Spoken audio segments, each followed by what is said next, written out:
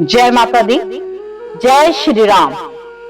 आज हम भगवान श्री राम की विशेष महिमा का पाठ, जो श्री रामचरितमानस है, उसके लंका कांड के आगे के पाठ को श्रवण करते हैं।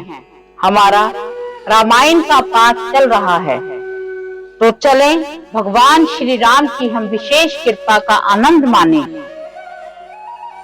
काटे सिर भुज बार बहु, मरकन भट्ट लंकेश, प्रभु क्रीडत सुर सिद्ध मुनि, व्याकुल देख कलेश। सिर और भुजाएं बहुत बार काटी गईं, फिर भी रावण मरता नहीं है। प्रभु तो खेल कर रहे हैं, परंतु मुनि, सिद्ध और देवता उस क्लेश को देखकर व्याकुल हैं। काटते ही सिरों का समूह बढ़ जाता है, जैसे प्रत्येक लाभ पर लोभ बढ़ता है। शत्रु मरता नहीं और परिश्रम बहुत हुआ। तब श्री रामचंद्र जी ने भविष्य की ओर देखा। भगवान शिव कहते हैं कि हे उमा, जिसकी इच्छा मात्र से काल भी मर जाता है, वही प्रभु सेवक की प्रीति की परीक्षा ले रहे हैं। भविष्य जी ने कहा कि हे सर्वज्ञ, हे चराचर के स्वामी, हे शरणागत के पालन करने वाले, हे देवता और मुनियों को सुख देने वाले, सुनिए, इसके नाभि कुंड में अमृत का निवास है। हे नाथ, रावण उसी के बल पर जीता है। भविष्य के वचन सुनते ही कृपालु श्री रघुनाथ जी ने हर्षित होकर हाथ में विकराल बांध लिए।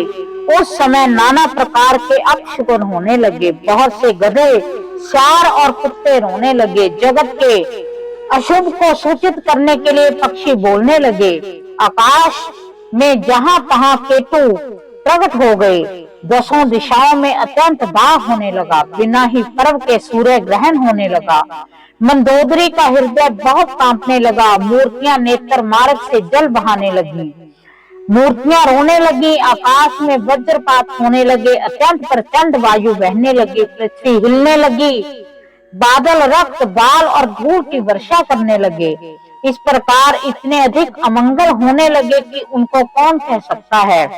अपरिमित उत्पात देखकर आकाश में देवता व्याकुल होकर जय जय पुकार उठे। देवताओं को भयभीत जानकर कृपालु श्री रघुनाथ जी धनुष बाण पर बाण संधान करने लगे। कानों तक धनुष को खींचकर श्री रघुनाथ जी ने 31 बाण छोड़े। वे श्री रामचंद्र जी के बाण ऐसे चले मानो काल सर्प हो।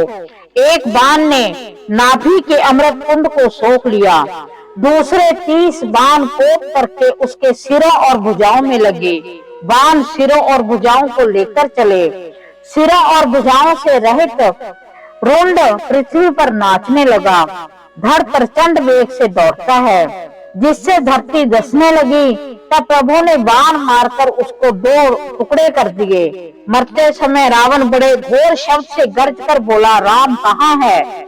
मैं ललकार कर उनको युद्ध में मारूं। रावण के गिरते ही पृथ्वी हिल गई। समुद्र, नदियां, दिशाओं के हाथी और पर्वत श्रुद्ध हो उठे। रावण धड़के दोनों टुकड़ों को फैलाकर भालू और बानरों के समुदायों को दबाता हुआ पृथ्वी पर गिर पड़ा। रावण की भुजाओं और सिरों को मंदोदरी के सामने रखकर राम बाण वहां चले जहां जगदीश्वर श्री राम जी थे। सब बाण जाकर तर्कस में प्रवेश कर गए। यह देखकर देवताओं ने नगाड़े बजाए।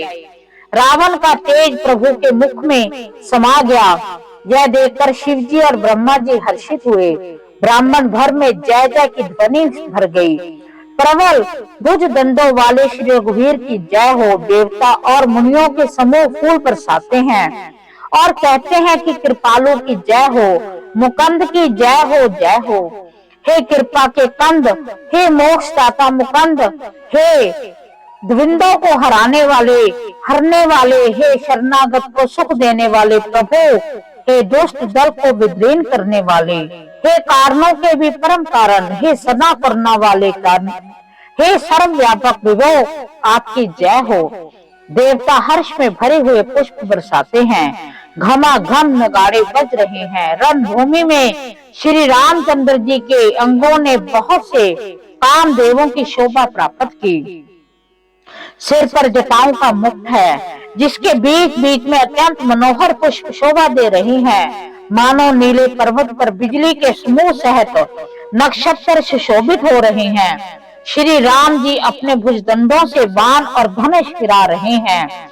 शरीर पर रुद्र के कण अत्यंत सुंदर लगते हैं, मानो तमाल के वृक्ष पर बहुत सी लल मुनिया चिड़िया अपने महान मुख में मगन हुई निश्चल बैठी हों। प्रभु श्री रामचंद्र जी ने कृपा दृष्टि की वर्षा करके देव समूह को निर्भय कर दिया। वानर भालू सब हर्षित हुए, सुख धाम मुकंद की जय हो ऐसा पुकारने लगे। पति के सिर देखते ही मंदोदरी व्याकुल और मूर्छित होकर धरती पर गिर पड़ी। स्त्रियां रोती हुई उठ दौड़ी और उस मंदोदरी को उठाकर रावण के पास आईं। पति की दशा देखकर वह पुकार पुकार कर रोने लगी। उसके बाल खुल गए, देह की संभाल नहीं रही। वह अनेक प्रकार से छाती पीटती है, रोती हुई रावण के प्रताप का बखान करती है। वह कहती है कि हे नाथ, तुम्हारे बल से पृथ्वी सदा कांपती रहती थी। अग्नि, चंद्रमा और सूर्य तुम्हारे सामने तेजहीन थे। शेष और कच्छप भी जिसका भार नहीं सह सकते थे, वही तुम्हारा शरीर आज धूल में भरा हुआ पृथ्वी पर पड़ा है। वरुण, कुबेर, इंद्र और वायु, इनमें से किसी ने भी रण में तुम्हारे सामने धैर्य धारण नहीं किया। हे स्वामी, तुमने अपने भुज बल से काल और यमराज को भी जीत लिया था, वही तुम आज अनाथ की तरह पड़े हो। तुम्हारी प्रभुता जगत भर में प्रसिद्ध है। तुम्हारे पुत्रों और कुटुंबियों के बल का हाय वर्णन ही नहीं हो सकता।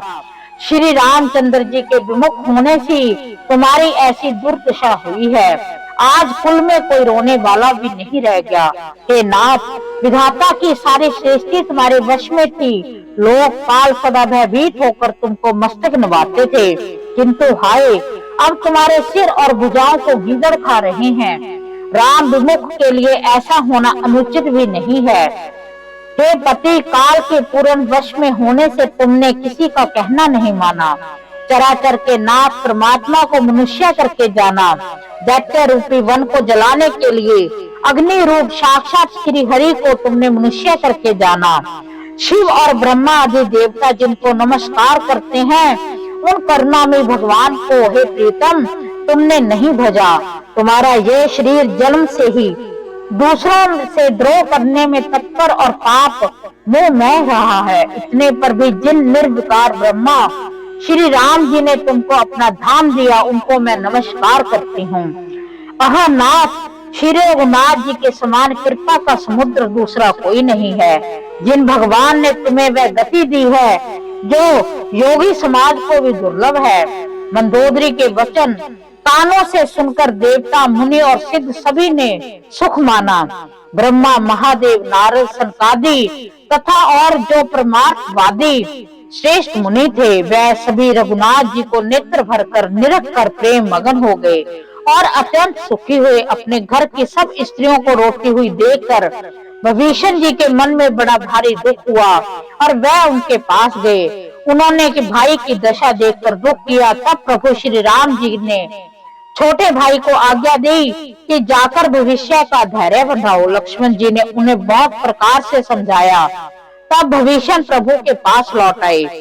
प्रभु ने उनकी कृपा पूर्ण दृष्टि से देखा और कहा कि सब शोक त्याग कर रावण की अत्यंत क्रिया करो। प्रभु की आज्ञा मानकर और हृदय में देश और काल का विचार करके विभीषण ने विधि पूर्वक सब क्रिया की। मंदोदरी आदि सब स्त्रियां उसे तिलांजलि देकर मन में श्री रघुनाथ जी के गुण समूहों का वर्णन करती हुई महल को गईं।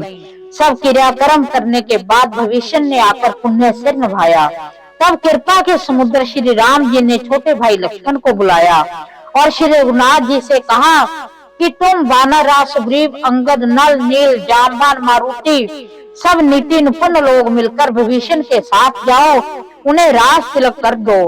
पिताजी के वचनों के कारण मैं नगर में नहीं आ सकता, पर अपने ही समान वानर और छोटे भाई को भेजता हूँ। प्रभु के वचन सुनकर वानर तुरंत चले। उन्होंने जाकर राज तिलक की सारी व्यवस्था की। आदर के साथ विभीषण को सिंहासन पर बैठाकर राज तिलक किया, स्तुति की। सभी ने हाथ जोड़कर उनको सिर नवाए। तदंतर विभीषण जी सहसा प्रभु के पास आए तब रघुवीर जी ने वानरों को बुला लिया, प्रिय वचन कहकर सबको सुखी किया। भगवान ने अमृत के समान यह वाणी कहकर सबको सुखी किया कि तुम्हारे ही बल से यह प्रबल शत्रु मरा है। विभीषण ने राज्य पाया, इसका कारण तुम्हारा यश तीनों लोकों में नित्य नया बना रहेगा। जो लोग मेरे साथ तुम्हारे शुभ कीर्ति के परम प्रेम के साथ गाएंगे, वह बिना ही परिश्रम के इस अपार संसार सागर का पार पा जाएंगे।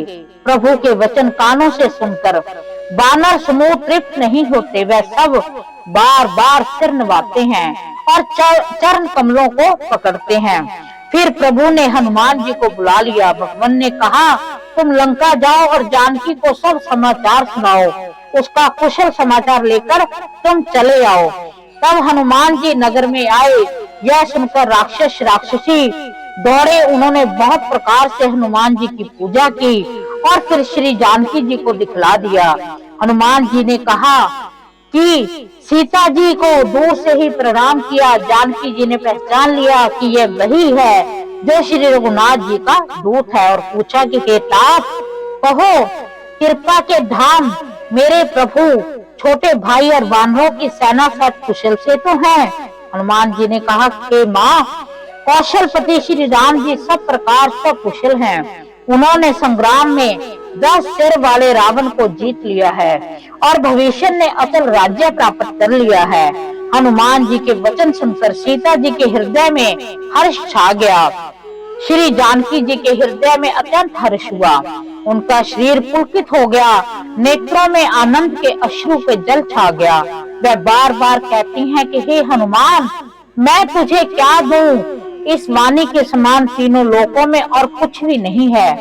हनुमान जी ने कहा कि हे माँ, हे माता, सुनिए, मैं आज निसंदेह सारे जगत का राज्य पा गया। जो मैं रण में शत्रु सेना को जीत कर भाई सहित निर्विकार श्री राम जी को देख रहा हूँ। सुनो सुत सद्गुण सकल तव, हृदय बसु हनुमंत, सानुकूल कौशलपति, रहो समेत अनंत। इस प्रकार हमने भगवान श्री राम की बड़ी अद्भुत, बड़ी निराली, बड़े आशीर्वाद देने वाली महिमा का हमने प्रसंग था जो वो सुना, जिसमें हमने आज रामायण में जो लंका कांड चल रहा है उसमें देखा कि कैसे भगवान श्री राम ने रावण को मात दी, कैसे भगवान श्री राम ने रावण का वध किया। और भगवान की ये विशेष कृपा दृष्टि होती है कि उन्होंने अपने बाणों से मारकर, अपने हाथों से मारकर रावण को भी परम गति दी। तो जिसको भगवान शिव पूजते हैं, भगवान ब्रह्मा पूजते हैं, भगवान विष्णु पूजते हैं, जिसको हमारे बालाजी पूजते हैं, हनुमान जी पूजते हैं, वही श्री राम सबके पूजनीय हैं। तो हम भगवान श्री राम से प्रार्थना करते हैं कि जैसे आपने रावण को मारकर अपना दुष्टों को, हम भी चाहते हैं कि हमारे जीवन में जो जो दुष्ट हैं, जो जो ऐसे ऐसे राक्षस हैं कि जिन्होंने हमारे जीवन में बहुत उथल पुथल मचा रखी है, तो हे भगवान श्री राम, आप हमें आशीर्वाद दें और हम आपसे आशीर्वाद मांगते हैं कि जैसे आपने भविष्य को राज तिलक दिया, ऐसे ही हमारे सिर पर भी आप हमेशा ही अपना हाथ रखना, ऐसे ही हमें मान सम्मान का राज तिलक देना और हमारे ऊपर अपनी कृपा दृष्टि बनाए रखना। रावण की पत्नी मंदोदरी इस बात को वो बार बार कह रही हैं कि भगवान से जो बैर करता है उसका यही हाल होता है। आपने भी भगवान से बैर किया था, इसलिए आपका आज ये हाल हुआ है। तो कहने का भाव कि चाहे उसकी लंका सोने की थी, उसको देखते ही धरती धसने को हो जाती थी, परंतु जो बुरे कर्म होते हैं उसका एक ना एक दिन फल अवश्य मिलता है। तो हम भगवान श्री राम से हाथ जोड़कर मां जानकी से, भगवान वीर हनुमान से प्रार्थना करते हैं कि आप हम पर विशेष कृपा बनाए रखें। अगर हमसे कोई भी पाठ में गलती हो गई है उसे क्षमा करें, और जो जो इस कथा को, इस रामायण को श्रवण कर रहे हैं, सभी के ऊपर, हम सब के ऊपर आपकी विशेष कृपा बनी रहे। इसी के साथ जय माता दी, जय श्री राम।